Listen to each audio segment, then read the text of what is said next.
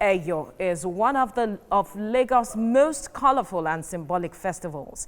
More than 300 years old, the Eyo Festival takes place on Lagos Island, with many Nigerians and tourists turning out in large numbers to watch the display of the rich cultural heritage. It is also not an annual event, as it is done to honor a dead king or chief who has contributed immensely to the development of Lagos. Tourism journalist and author Pelu Awofeso joins us now to talk about this. Thank you so much for joining us on TVC Breakfast. Very colorful ceremony. We saw that documentary that you talked about, Rhapsody in White. You recorded that, and it painted a picture that anyone who is not in that ceremony would feel being a part of it. But now you wrote a book. Yeah. Why did you think it was necessary to document this in a book? Thank you very much, Veronica. So, in 2003, I saw the festival for the very first time as a journalist. And while covering it, I felt this festival has so much to show the world. How come we don't have so many literature about it? And I began to gather materials, information. I had to interview people, so many of the stakeholders, chiefs, participants, families, and everybody. And it took me a while to actually gather this information. Okay, and then in 2017, when Lagos was preparing for the 50th edition of the creation of the state, I felt that was the right time to actually bring out a book on a very cherished heritage of the state. And that was how White Lagos, the book, was published. And then complemented by the documentary, the Rhapsody in White, which we just saw just now. It was just me trying to say Lagos has a lot to offer the world.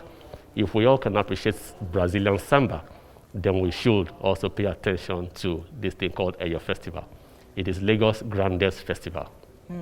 But it's not celebrated yearly. So how is that, how are Lagosians supposed to embrace this the way you are putting it now? Because oftentimes celebrations like this are done yearly, but Exactly. This isn't.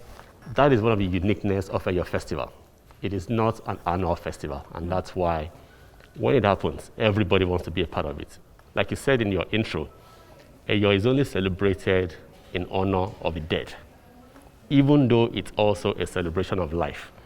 If a king hasn't died, if a new king is not crowned, you can have an Eyo Festival.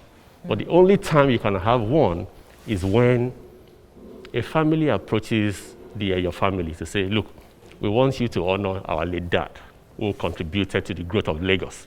Then one will be considered. So it is the reason why you will never see an annual Eyo Festival. Sometimes it happens twice in a year. Oh, wow. Sometimes it happens once every couple of years.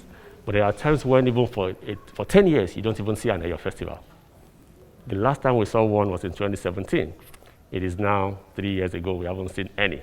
So anytime it comes, it is why many people love to be a part of it. You mentioned something in your statement. You said the Eyo family. Yeah. Talk to us about that aspect, Okay. especially trying to make us understand where this originated from, even in the first place, and how long it has been for. Okay, so Eyo came to Lagos more than 300 years ago. Wow. Now, depending on who you talk to, there are two origins. One from Ibefun in Ogun State, then from Edo State Edo State, we all know Edo State, Yeah. Okay? But the most authentic origin of Lagos is Edo, because the very first king of Lagos, Oba Ado, King Ado, came from Edo State. And then he came with two people, his cousins or something like that, and they were the ones that actually brought the Orishas, the deities that Eyo is about today. They brought that from 1750 or something like that. And that's why Eyo is said to come from Edo State. Now, because it came from Edo, that's why you see that the way Lagos dresses, the way the kings of Lagos dress is similar to what you see in Edo State. The white regalia. The white regalia is a more recent addition to the Eyo. It never used to be white. Oh. Years or centuries ago, it used to be Ankara or Ashoke. But over time, they had to evolve into using the white, whatever. And that white, the white, whatever, is not even a single piece. There are different pieces. There's one for the eyes, there's one that you wear, and there's the one that you wrap around your feet. So it's... But so some persons complain of being beaten by some of these persons. I wonder what happens before they get that kind of reaction from... So the thing is, the Eyo is a very peaceful celebration. Ah, okay. And in the past, maybe they used to actually hit people with the sticks, or pambata it's called. But over time, they've had to tell the participants that, look, this is supposed to be a very friendly cultural event. We don't want you hitting people who have come to celebrate with us. Because it's actually about promoting peace, about promoting security and goodwill. So over the past few years, the issue of beating people has stopped. All right. And the Eyo is something that everybody is invited to see. But the most funny, the most remarkable part of your festival is not even the grand finale. Oh. It is what happens before the D-Day in Isaleko on the Lagos How many days is it celebrated for? Okay, so the grand finale is just one day. Okay. But it's actually a week-long festival. All right, so on the Sunday, so once your date has been announced, a week before that particular day, on the Sunday, there's something called Bay of Ajade, where, so there are 5 Eyo Orishas, the most senior. So one of the things that about Eyo is that there's an hierarchy. So you have the 5 senior Eyo groups who have to come out on this every single day, Sunday, Monday, Tuesday, Wednesday, and Thursday. Once they begin to do that, it means that on the Saturday, the Eyo will hold. Oh. So Eyo is actually a week-long celebration. And the very best time to actually see this celebration is to come to Saleko the 5-6 days before. Little wonder your title Rhapsody in White. That was the ecstatic feeling you had while you were there. filming So all of the things I was showing you were things that happened before D-Day.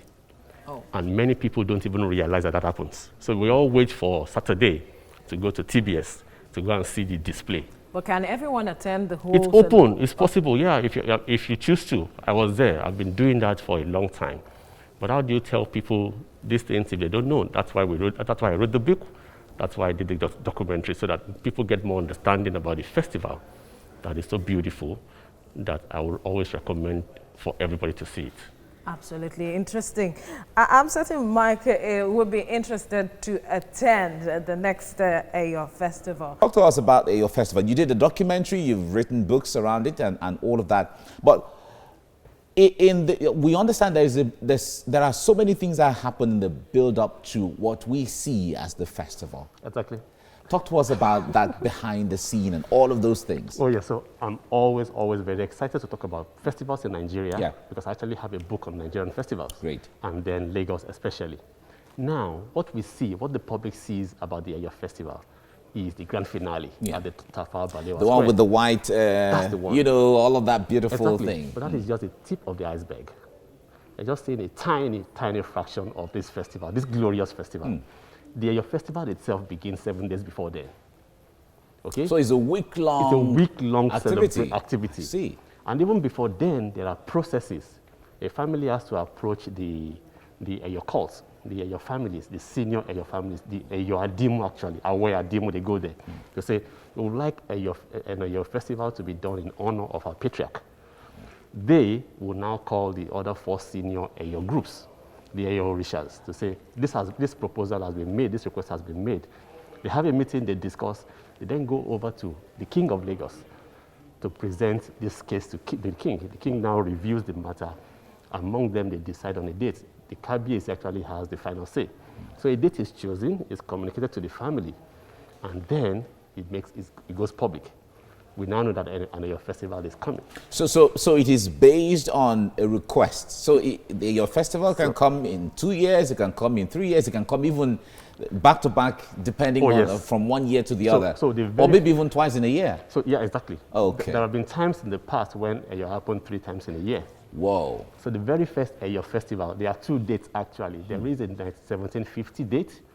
There is an 1854 date. It depends on what records you are trying to use.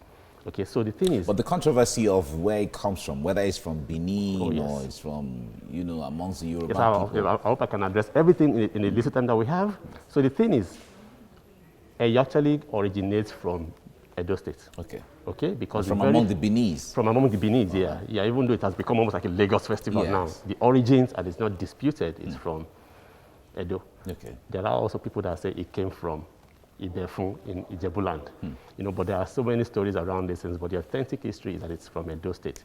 Okay, so the thing is, in the past, there have been years when you had 1 or 2 in a year. And there was a time, for example, in 1920, there was an Eyo festival. There wasn't any until 1941. Wow. So there are times when you go a long spell and there's no Eyo. Then a year comes, you have 2, 3. So it makes it really unique and special. It's unique. For example, we had the last one in 2017. We haven't seen anything since that time. So anytime it comes around. Let me bring Veronica in here. Veronica, I know you like festivals. And you know the New Yam Festival is coming very soon in parts of the country. You now, have to bring in New Yam Festival. Okay, I'm listening. Okay, now time would not permit us, but I think that we can, you know, talk about this. I would really like to know quickly, if women are involved in the preparations for Eyo Festival. Excellent. Women play a very major role in this festival. Right. So many people see the men because only the men can do the Eyo. But behind the scenes, women play a very influential, serious role. Wow. They are the ones who coordinate how the families will behave, how they will participate, how they will, whatever role that needs to be taken, the women are located. And you need to go to Isaleko.